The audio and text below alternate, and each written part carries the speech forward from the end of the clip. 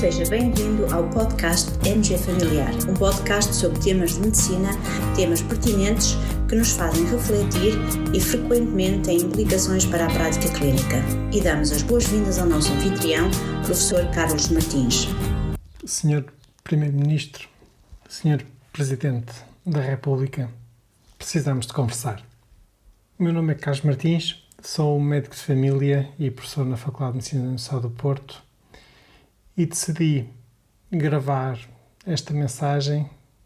Achei que era melhor conversarmos porque estou francamente preocupado, e digo isto com toda a sinceridade, com a forma como esta crise da pandemia Covid-19 está a ser gerida em Portugal. Acho que as últimas semanas correram francamente mal e estou preocupado com o que aí vem, com a evolução e, de certa forma, por uma série de comunicações vossas, atitudes, fico com a impressão de que ainda não perceberam o problema que temos em mãos e a seriedade desta doença, da doença Covid-19. Episódios como o que ocorreu com a celebração, entre aspas, da atribuição da final da Champions League a Lisboa, a reinsistência por parte do Sr. Primeiro-Ministro dizendo que tinha sido má fé transformar um elogio num insulto, uma série de atitudes realmente deixam-me preocupado. A verdade é que, a dada altura, Vossas Excelências tiveram o apoio quase unânime da população portuguesa no combate a esta pandemia. Confesso que, enquanto médico e provavelmente muitos dos meus colegas, sentimos até um certo orgulho pelo civismo e pelo excelente comportamento da população portuguesa perante esta crise. Contudo, desde que se iniciou o processo de desconfinamento, algumas das vossas atitudes e das mensagens que foram passando foram completamente desastrosas. Desde apelos para as pessoas saírem desde logo à rua e irem desde logo às compras, exemplos de idas a restaurantes, a espetáculos, por exemplo, como o espetáculo do Campo Pequeno, a permissão para o ajuntamento que se verificou nas celebrações do 1º de Maio, ou até, por exemplo, o Sr. Primeiro-Ministro a dar entrevistas a jornalistas com uma proximidade inferior a 2 metros, estando o Sr. Primeiro-Ministro a dar essa entrevista sem máscara, e depois realmente aquela celebração da atribuição da final da Champions a Lisboa. Tudo isto foram uma série de atitudes que retiraram seriedade a algo que é muito sério. No fundo, vieram descredibilizar completamente as mensagens que estavam a ser passadas de que era necessário disciplina, de que era necessário um distanciamento social, de que era necessário o uso de máscara na comunidade, e isso acabou por dar força a certos comportamentos de risco que nós agora estamos a assistir na nossa população e até a certos comentadores contra o confinamento da nossa própria praça pública, opinadores da nossa comunicação social, e isso tudo, no fundo, é francamente preocupante perante esta doença e a sua evolução. Fico ainda mais preocupado quando, por exemplo, hoje na comunicação social, leio notícias de que Vossas Excelências atribuem algumas das vossas atitudes e das vossas decisões supostamente informações com elevado grau de incerteza ou incorretas que terão obtido a partir de certos peritos. Tudo isso me leva a crer que realmente Vossas Excelências não estão a compreender o que temos em mãos. Um dos aspectos que é muito importante compreender sobre este surto pandémico é que a pandemia não terminou. A ideia que transpareceu de muitas das vossas atitudes, no fundo, foi a de que tínhamos passado a pandemia e a partir de agora era quase um apelo à vida normal. Este conjunto de comportamentos e a vossa constante presença na comunicação social e, no fundo, um certo aproveitamento de uma certa exposição mediática, quase parecendo uma campanha eleitoral, francamente deixou transparecer essa ideia de que as coisas estavam resolvidas e de que a partir de agora a vida passaria ao normal. Portanto, que fique aqui bem claro, não. Este não é um problema resolvido, é um problema em curso. E é um problema com o qual nós, cidadãos, e o país vai ter que conviver até dispormos de uma vacina que dê imunidade, ou então de um tratamento, ou se infelizmente não se descobrir nem uma vacina nem um tratamento eficaz, até dispormos de imunidade de grupo. Sendo esse o caminho sempre mais doloroso, com mais sofrimento, com mais vítimas, inclusivamente vítimas mortais. Por isso será sempre um caminho a evitar, se pudermos. Fico espantado também quando vejo certas notícias recentes, porque tenho a percepção de que Vossas Excelências não têm muita ideia de como é que vai evoluir nas próximas semanas e nos próximos meses esta pandemia. É verdade que este vírus é um vírus novo, é verdade que ele tem características que geram em nós, médicos, franca preocupação. Por exemplo, a característica de ser um vírus que provoca uma infecção, muitas vezes assintomática, e que provavelmente no decurso da sua doença, à luz da evidência científica mais recente, tudo indica que até no período assintomático que a pessoa portadora já do vírus é mais contagiosa e mais contagia terceiros. O facto depois de muitas das pessoas infectadas ficarem com uma pneumonia que lhe provoca severa dificuldade respiratória, que leva as pessoas a internamento e que realmente com uma elevada depois morbilidade e mortalidade, tudo isto são características de uma doença que é francamente preocupante. Mas apesar de ser um vírus novo, nós dispomos de informação e evidência científica suficiente para saber que as medidas mais eficazes para controlar este surto e esta doença são as medidas de confinamento e que, à medida que se volta a desconfinar, o que é mais provável que ocorra é que o número de infecções persista e até continue a aumentar. Portanto, nas próximas semanas, nos próximos meses, e se nós pensarmos já, por exemplo, a partir de setembro, com o arranque do ano letivo, se não forem tomadas medidas preventivas de distanciamento social, por exemplo, também medidas como o uso de máscara na comunidade,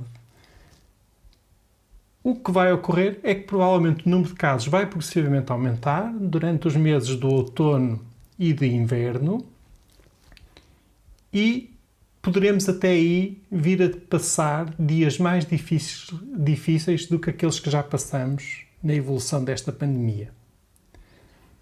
Basta olhar para o que aconteceu na última grande pandemia, na pandemia de 1918. Foi precisamente isso que ocorreu. Houve a tal primeira vaga de que tanto se fala. Depois o vírus, nos meses de verão, foi-se disseminando na comunidade com um menor número de casos novos, e quando se chegou ao outono e inverno, na ausência dos cuidados que hoje em dia estamos a tentar implementar, realmente aí é que se deu a maior morbilidade e mortalidade dessa pandemia. Portanto, nós temos que estar agora a aproveitar este período de acalmia para nos prepararmos e para pensar em medidas que nos protejam de realmente da fase pior que poderá vir aí. Esta é a altura ideal, por exemplo, para pensarmos que estratégias é que poderemos desenhar para ter um próximo ano letivo com adaptações. É uma ilusão pensar-se, por exemplo, que o próximo ano letivo vai ser um ano letivo normal. Não tenhamos dúvidas, se abrirmos as escolas normalmente, sem medidas e sem cuidados, o surto pandémico, o número de casos novos, vai aumentar muito rapidamente. Basta pensar que as crianças no inverno são aquelas que mais disseminam as infecções respiratórias. E são aquelas que muitas vezes levam as infecções para casa e depois contagiam, a partir daí, os vários membros da família. Por isso, é muito importante planear o próximo ano letivo e, porque não, por exemplo, é óbvio que se tem, que é, por um lado, importante voltar a permitir a convivência das crianças e dos jovens, mas também poderão ser possíveis planos alternativos. Apesar de tudo, houve crianças e jovens que se adaptaram bem ao modelo de ensino à distância e famílias, e também é óbvio que temos de ter cuidado e compreender que há crianças e jovens que não se adaptaram a esse modelo de ensino e que têm dificuldades e que não podem e que precisam de um cuidado e de uma atenção especial. Então, por que não desenhar, por exemplo, um ano letivo que se permita, por exemplo, que uma parte dos jovens e das crianças continuar com o ensino à distância e com isso até retirar, no fundo, alguns alunos das escolas e criar espaço para que consiga, a partir de certas idades, haver, por exemplo, uma maior distância entre os jovens nas salas de aulas, para tentar, por exemplo, travar o contágio nos jovens nas escolas. É apenas uma ideia, mas a verdade é que esta ou outras ideias terão que ser implementadas para o próximo ano letivo. Quem fala na componente do ano letivo fala em tudo o resto da nossa vida em sociedade e em comunidade. No fundo, todos nós, enquanto comunidade, país, vamos ter que nos adaptar e a saber conviver com o vírus, tomando medidas de particular cuidado. Para nós, médicos de família, no fundo, estas medidas exigem mudanças comportamentais.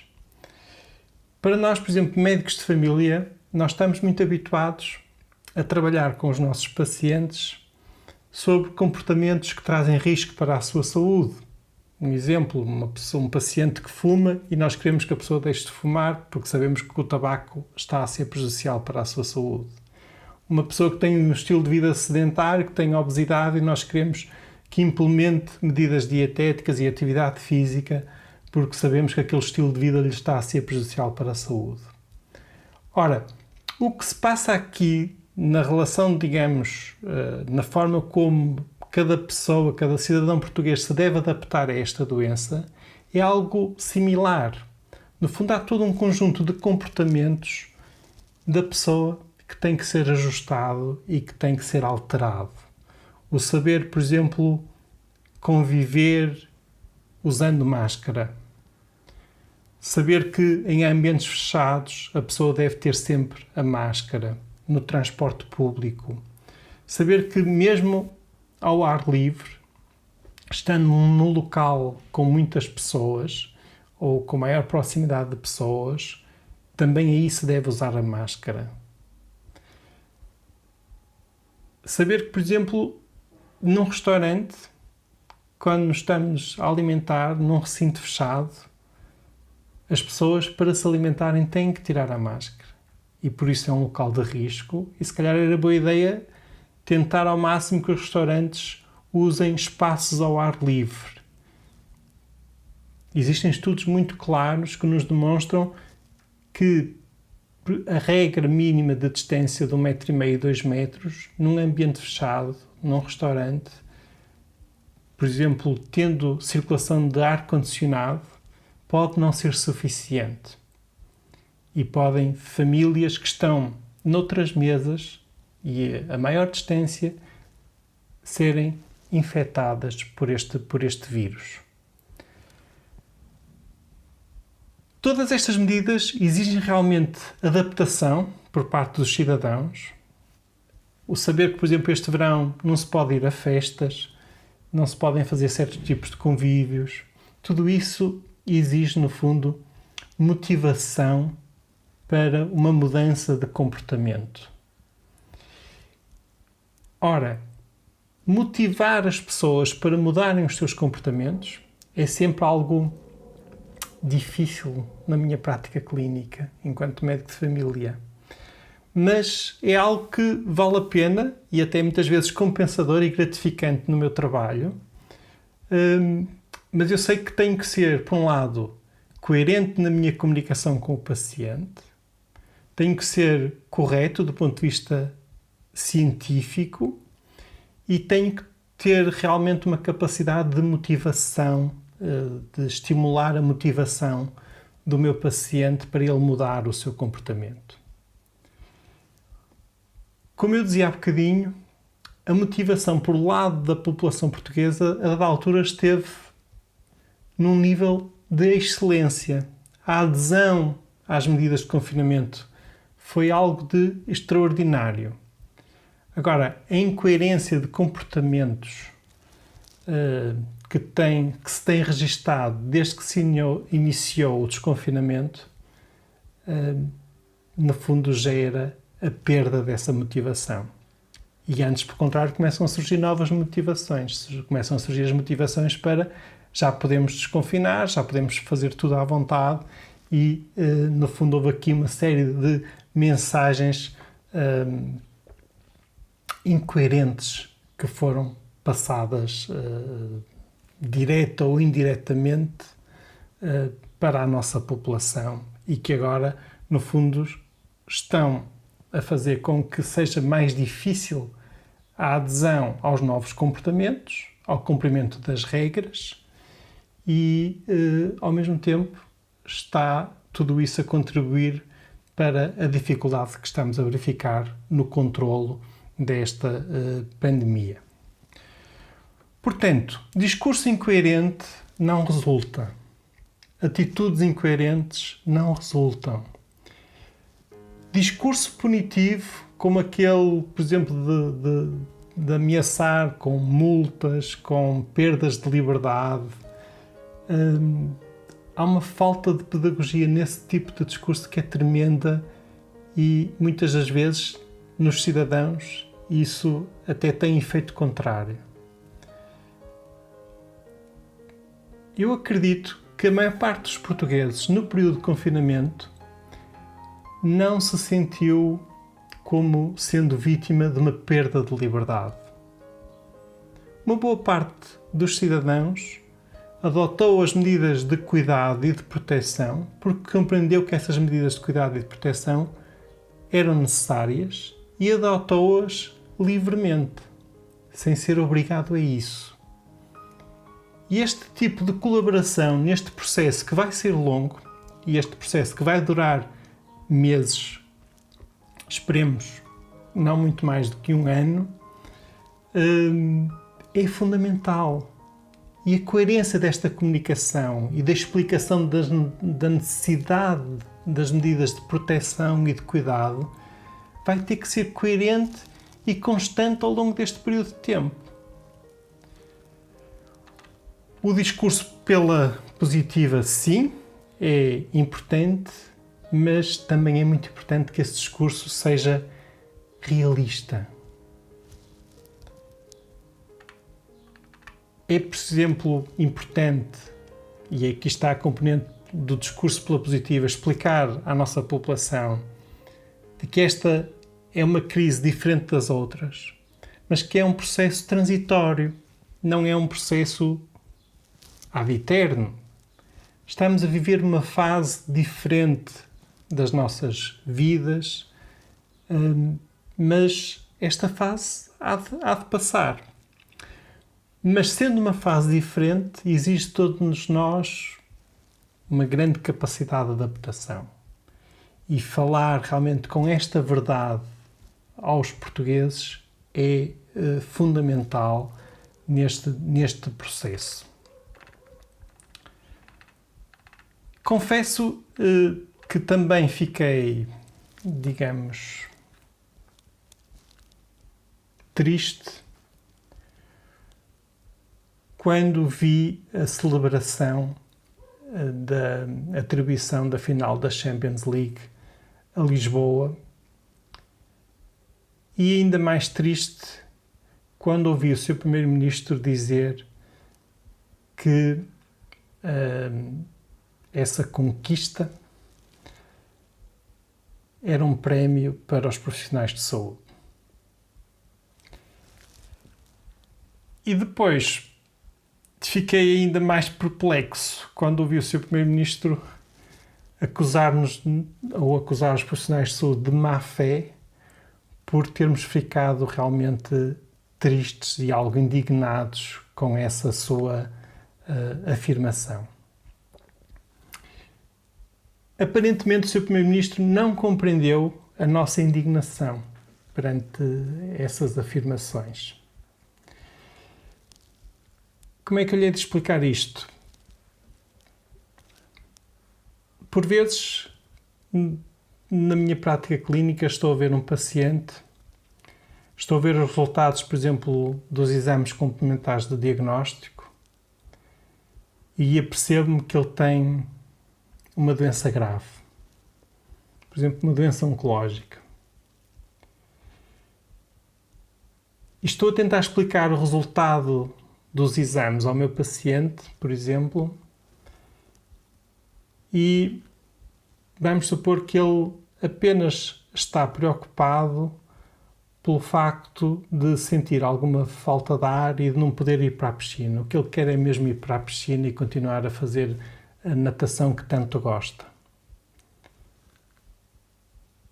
Eu, enquanto médico, este paciente ir neste momento ou não para a piscina, no fundo, é de uma importância mínima.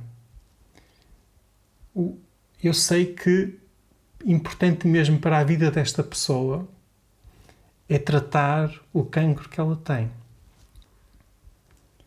Este exemplo que estou a dar, Sr. Primeiro-Ministro, é algo similar ao que está aqui em causa quando o Sr. Primeiro-Ministro, perante uma situação grave como é esta, como é a doença Covid-19, e o empenho e o trabalho todo que os profissionais de saúde têm vindo a ter, com um elevado grau de sacrifício e agora também já com um elevado grau de cansaço,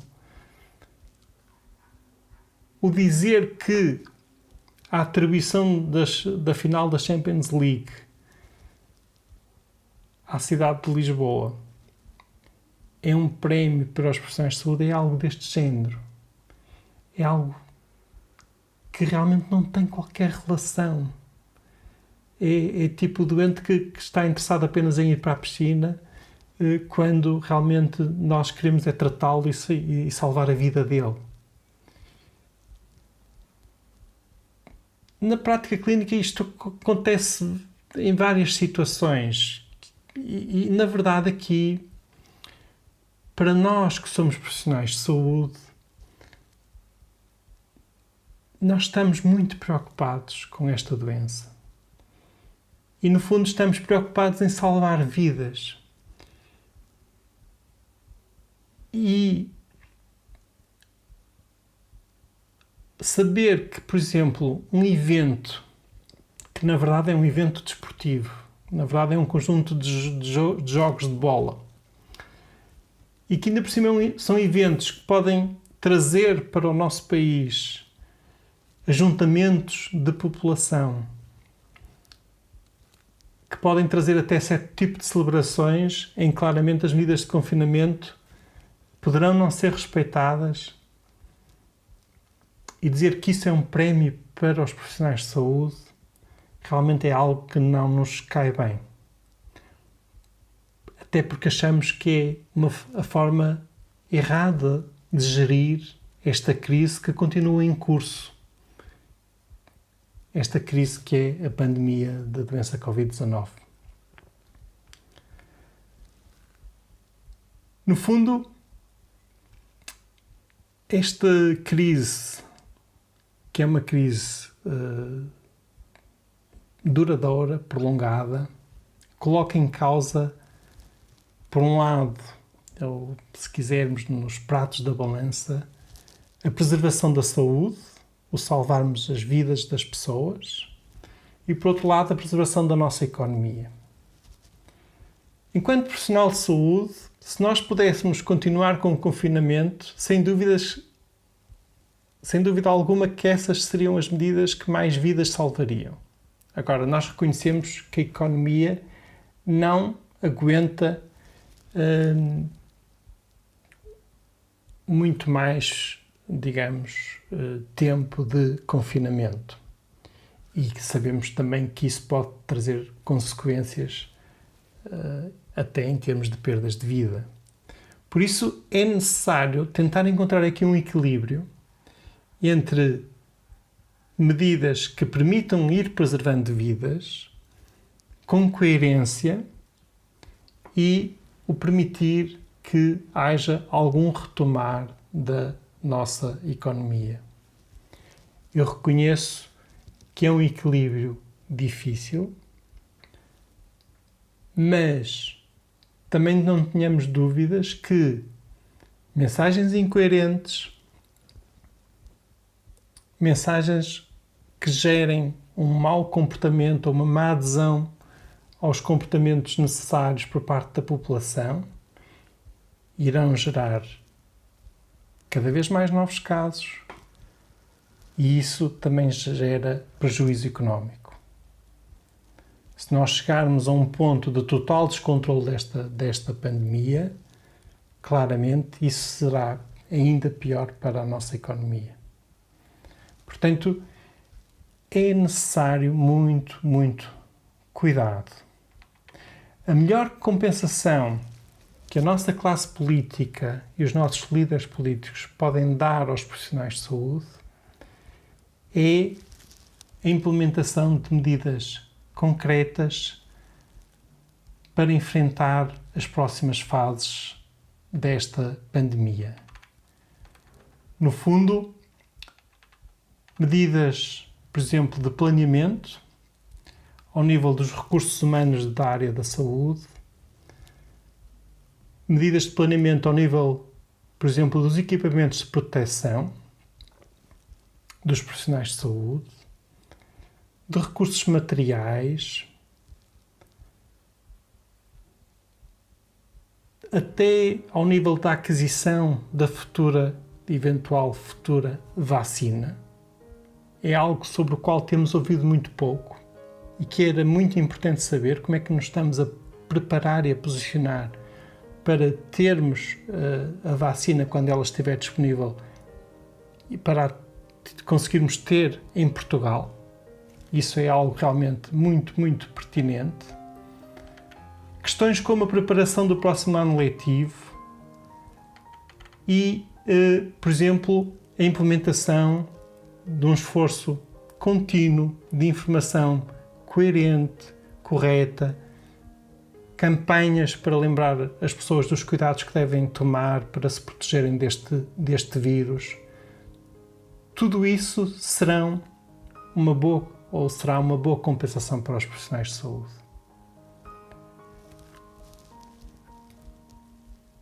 Ser um bom líder não é fácil. Eu reconheço isso. É que quando as coisas correm bem, os bons líderes atribuem o mérito aos outros, àqueles que estiveram no terreno, e que se empenharam no terreno, na linha da frente. Por outro lado, quando as coisas correm mal, os bons líderes assumem eles a responsabilidade. Era isto que eu gostava de ver nos líderes do meu país. Muito obrigado pela vossa atenção. Por favor, interpretem esta mensagem como algo de positivo para todos juntos conseguirmos lidar melhor com esta pandemia. Obrigado. E terminamos assim esta edição do podcast MG Familiar. Muito obrigada por nos ouvir. Se desejar completar a sua leitura, muitos dos conteúdos abordados neste podcast estão disponíveis em www.mgfamiliar.net. Até à próxima!